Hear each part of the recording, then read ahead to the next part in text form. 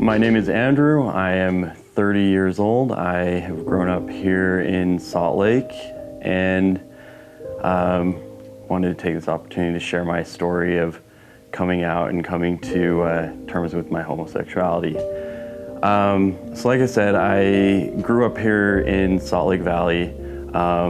My family is LDS, my parents are LDS, going back several generations, so it's been a big part of my family and a big part of my family life. Growing up, I wasn't weird or anything. I was different than, didn't have the same similarities as my brothers. I have a couple brothers and a couple sisters. And I think that's when I first started to notice that I felt differently about myself. And, you know, skipping through adolescence and going into like teen years, it was probably about when I was in middle school that I started to feel really this same-sex attraction, which growing up in the church and coming from a predominantly strong LDS family really freaked me out. You know, it's something that I didn't talk to anyone about. I just knew that it was not how I should be feeling, and it was something that I would spend a long time trying to hide. As I went through middle school and into high school, like I said, I had these feelings and, you know, just did kind of everything that I could do to suppress it or to hide it. When in high school, I started dating this girl. You know, I dated a few girls, but in high school, I got really serious with one girl. And it was really good. She's a really nice girl. She come into play in the story a little later, actually. But, you know, I think dating her was it helped a lot. It helped to be able to, you know, convince people, or at least to kind of convince myself that, you know, maybe I could overcome these feelings, you know. So anyways, we dated all through high school, and then after graduation, her family moved to California, and I prepared to go on a mission. And right before I went on my mission, she moved back, and we picked up dating again. And while I was on my mission, we wrote off and on. And all the while, you know, I still held on to her as, like, I guess I would consider it the best hope I had for myself of, you know, feeling like I was fulfilling the Mormon standard, that I had this girlfriend and I'm a missionary and I'm doing everything right. And, you know, it was convincing myself that I'm not how I really felt inside. And it was a good way to convince others that that I wasn't how I felt inside. So all through my mission, like I said, we wrote off and on. When I came home from my mission, she was there, and so we started dating again and kind of dated off and on for a while. And maybe a couple years, so when I was 23, she was 23, I proposed to her, and we had an engagement for a little while, and then we got married in August of 2009.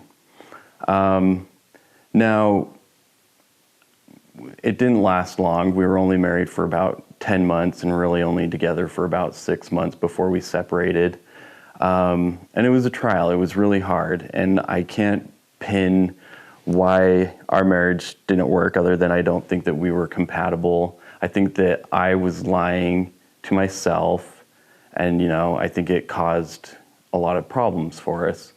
So that was really hard. And, you know, all the while, all through our marriage, when it was good or when it was bad, my same-sex attraction was always on the back of my mind. It was something that was always there, something that I always knew, something I always felt, but something I wasn't ready to admit. And so, like I said, we were only married for about 10 months. We got married in August of 2009. Our divorce was finalized in July of 2010, so super brief. And then around that time is when, I really started to pay more attention to my same-sex attraction, the same-sex attractions that I had felt for a long time.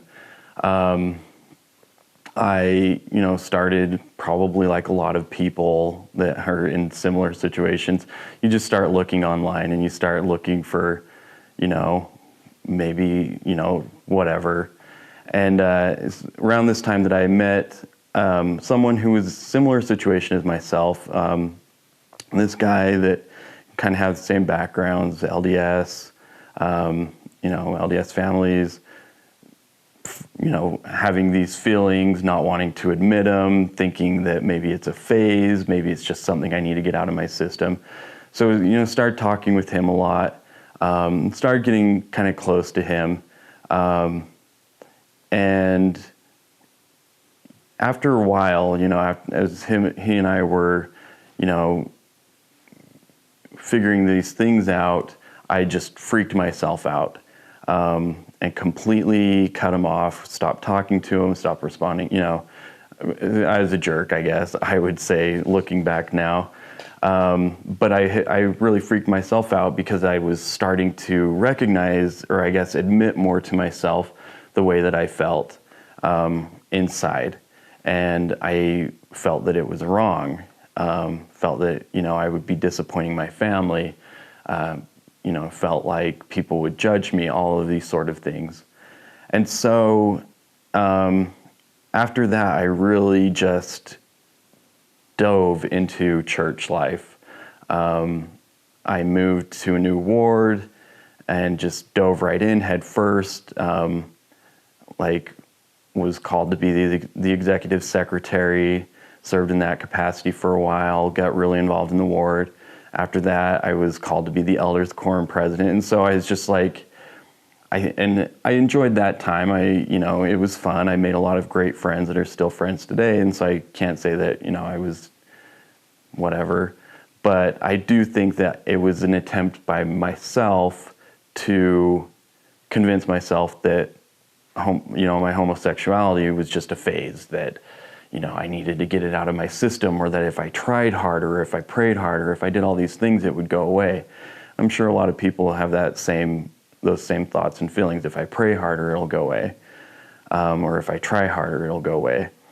And, it never went away. And as hard as I prayed, as hard as I tried, it would never change. It never changed how I felt inside.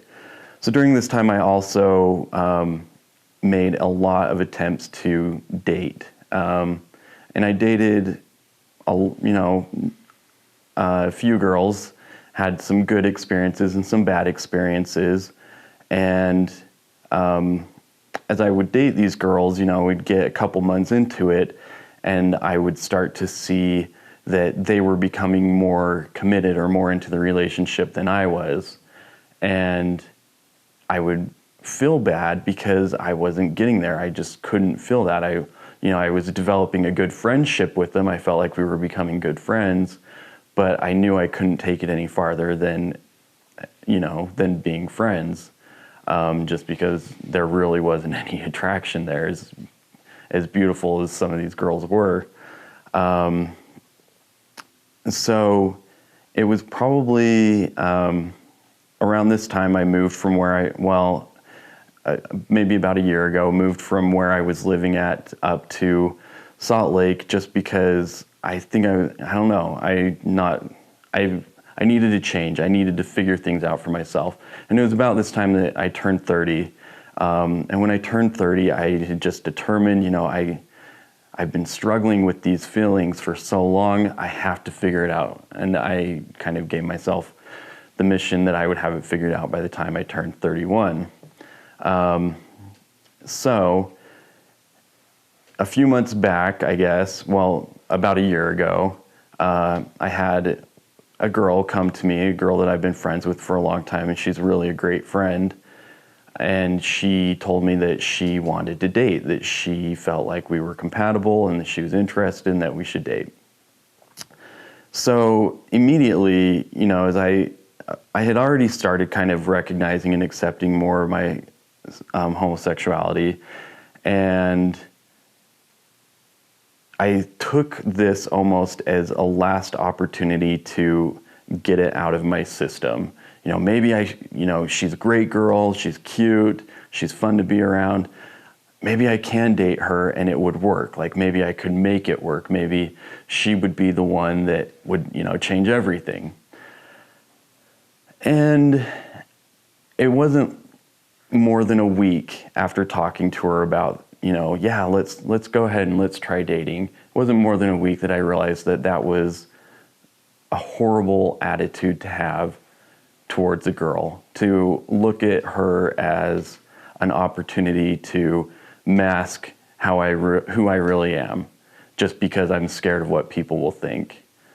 So I kind of, unfairly did the same thing to her almost that I did to that guy way back after I got divorced. I kind of stopped talking to her and, kind of pushed her away and did all these things. And I think we're okay now. We've talked and stuff, and, I hope we are. But after that, after I pushed her away, I'd made like one last ditch attempt to, get homosexuality out of my system.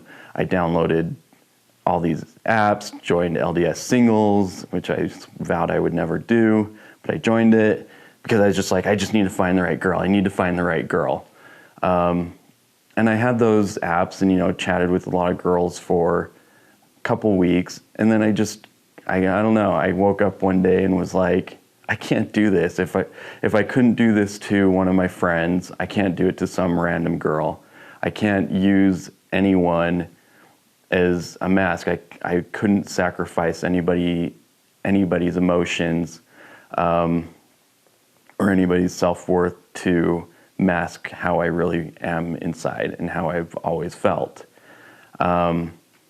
So that's about the time where I started to admit and accept with myself that,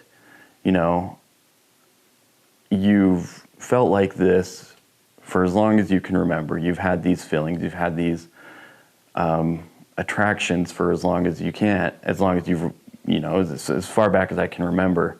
And never asked to be like this, never woke up one day and said, I think I'll try this. Prayed for a long time, prayed all the time to, for God to take these feelings away from me, to make me, attracted to these, to girls and all this stuff. And so it was around, like I said, it was around this time, around the beginning of this year, really, that I started to admit to myself that this is who I am, and I'm okay with that. I don't feel bad about the way I feel inside anymore. Like I said, I didn't ask to be like this. It's how I came, it's how I am, and I don't think that's wrong anymore.